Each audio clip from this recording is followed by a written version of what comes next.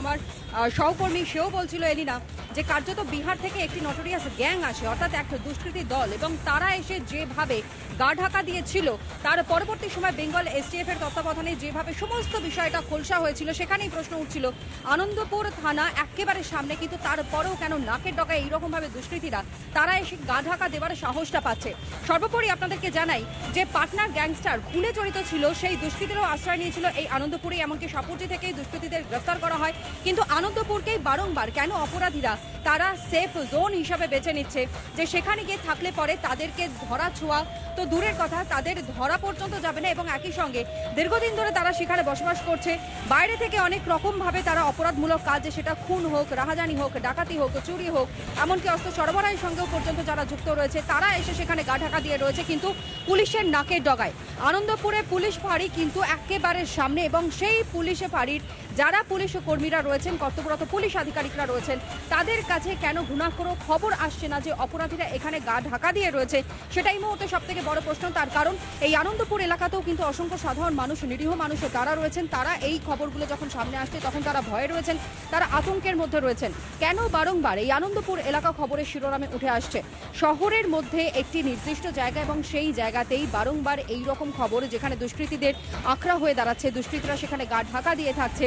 অন্যদিকে এই এলাকাতেই মূলত বাইরে থেকে বা ডান্সারদের মতন যেই তথ্য এই মুহূর্তে আপনাদের সামনে আমরা তুলে ধরলাম, যে খবর রিপাবলিক বাংলা ব্রেক করলো, সেই বার ডান্সার লুধিয়ানা থেকে এখানে আসলো এবং এখানে এসে কার্যত পুরুষ সঙ্গীর সঙ্গে থাকা এবং পরবর্তী সময় তার রহস্য মৃত্যু, এই গোটা বিষয়টাকে কিন্তু এক করে দেখবার চেষ্টা করছেন এই মুহূর্তে তদন্তকারী আধিকারিকরা। কিন্তু প্রশ্নটা হচ্ছে একটা জায়গায়, এই আনন্দপুর এলাকা কার্যত কি দুষ্কৃতীদের আখড়া হয়ে যাচ্ছে? যেভাবে একটার পর একটা ঘটনায় এই আনন্দপুরে ঘটে চলেছে, সেই ঘটনাগুলো সামনে আসবার পরই কিন্তু কার্যত এই প্রশ্নগুলো খুব স্বাভাবিক ওঠা, অর্থাৎ খুব স্বাভাবিকভাবে সাধারণ মানুষে তারা তুলছেন। তার কারণ সাধারণ মানুষ যারা সেখানে রয়েছেন তারা যথেষ্টই আতঙ্কে রয়েছেন, তারা ভয়ে রয়েছেন। এবং আরও একবার আমি একটু এলিনার কাছে যাওয়ার চেষ্টা করবো। এলিনা, বারংবার এই আনন্দপুর এলাকা কেন খবরের শিরোনামে উঠে আসছে? কোনো না কোনো জায়গা থেকে তাহলে মনে করা হচ্ছে যে আনন্দপুরটাকে খুব সোজা সাপটাভাবে দেখছে পুলিশ আধিকারিকরা, যে কারণের জন্য পুলিশ ফাঁড়ি সামনে থাকা সত্ত্বেও কোনো রকমের কোনো খবর পুলিশের কাছে এসে পৌঁছচ্ছে না।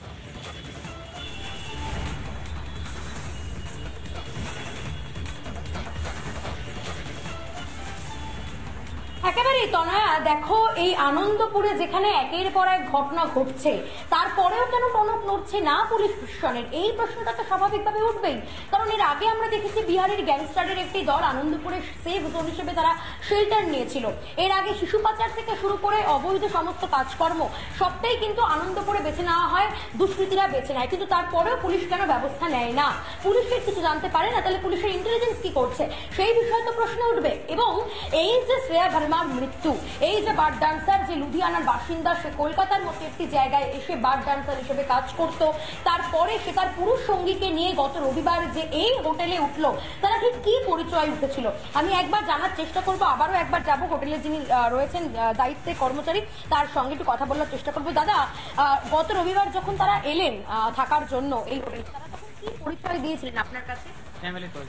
ফ্যামিলি মানে হাজবেন্ড ওয়াইফ পরিচয় দিয়েছিল, ফ্যামিলি পরিচয় দিয়েছিলাম। মানে শুধু তো ফ্যামিলি বলে কেউ বলে না, তারা স্বামী স্ত্রী বা বন্ধু বান্ধব কিছু একটা বলে, কি বলেছিল? ওইটা কিছু বলেননি, কিছু বলেনি, মানে ফ্যামিলির লোক। ফ্যামিলি বলছে।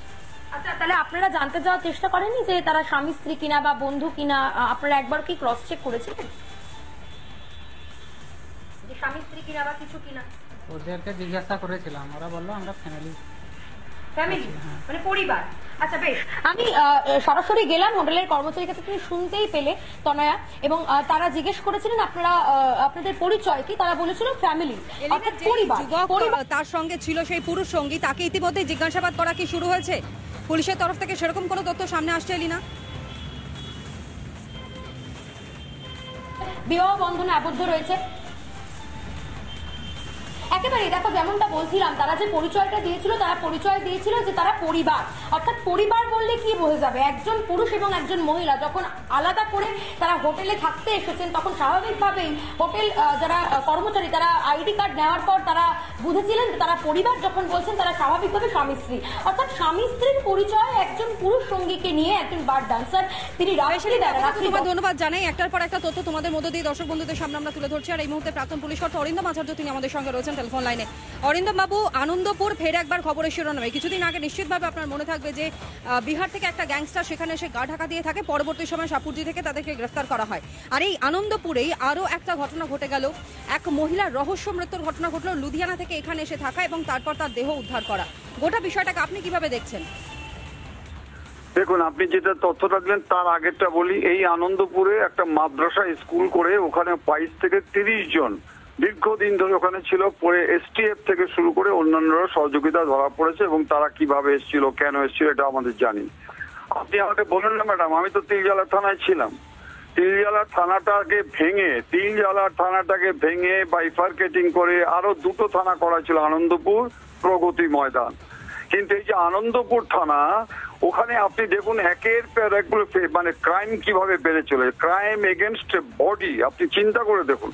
এবার আপনারা বলতে চাচ্ছেন যে যেভাবে নাকি মার্ডারটা হয়েছে, সেই মার্ডারে যেখানে ছিল এগুলো পার্ট অফ ইনভেস্টিগেশন, কিন্তু যারা খুন করছে তাদের মধ্যে কোনো ভয় নেই। তার একটাই কারণ হচ্ছে পুলিশ যে ইনভেস্টিগেশন করছে, যে পোস্টমর্টম করছে। আপনি দেখুন না খেজুরি ঘটনা, যে আজকে পোস্টমর্টম পর্যন্ত চেঞ্জ করে দিচ্ছে পুলিশ, এবং তার সাথে আবার ওই মেডিকেল হসপিটালের ডাক্তার পর্যন্ত যুক্ত হয়ে গেছে। হাইকোর্টের দেখুন আপনি কি অবস্থা।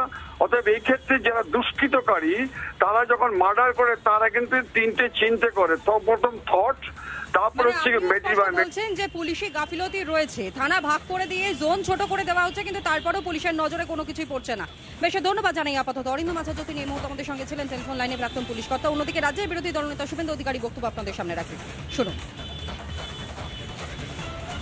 বোন এবং কন্যারা এই রাজ্যে সুরক্ষিত নয়, একটাও কন্যা বোন সুরক্ষিত নয়।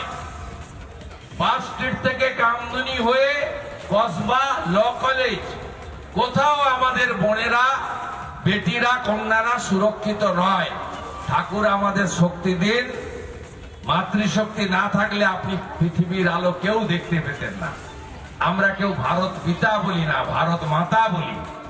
স্বামী বিবেকানন্দই কুমারী পূজা চালু করেছিলেন বেলুড় মঠে।